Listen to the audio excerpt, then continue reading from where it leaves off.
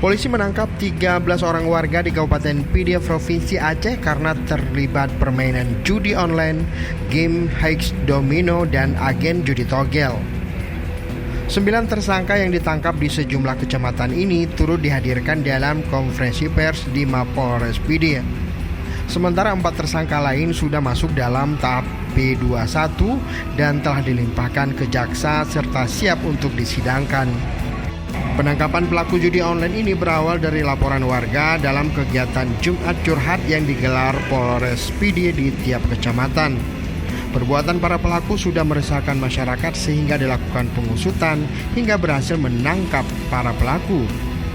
Kapolres Pidie AKBP Imam As-Safali mengatakan pengungkapan kasus tersebut diawali dengan aksi petugas yang menyamar sebagai pembeli chip hex domino.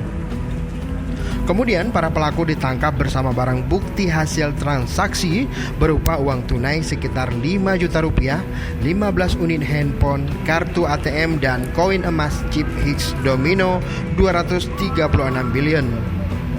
Pengungkapan kasus maisir ini memang berawal dari kegiatan kita kepada masyarakat, yaitu kegiatan Jumat Curhat. Kita menampung apa yang menjadi keinginan masyarakat. Ternyata masyarakat menginginkan bahwa judi online dengan scatter ya, bahasa anak-anak ini kan marak domino. Inilah di tempat kita ini kan ada kekhususan yang tidak boleh seperti itu, makanya masyarakat menginginkan ini dilakukan penertiban.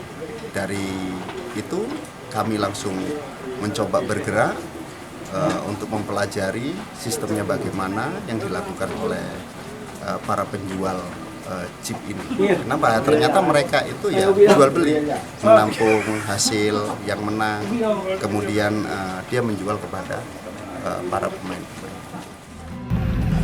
Para pelaku judi online akan dijerat pasal 18 junto pasal 19 junto pasal 20 Kanun Aceh nomor 6 tahun 2014 tentang hukum jinayat dengan ancaman hukuman cambuk 45 kali dan penjara paling lama 45 bulan.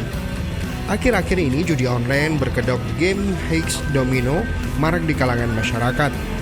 Majelis Pemusyawaratan Ulama MPU Aceh telah mengeluarkan fatwa dan mengharamkan permainan game hex domino. Dari Kabupaten Pidie, tim liputan Aceh Video.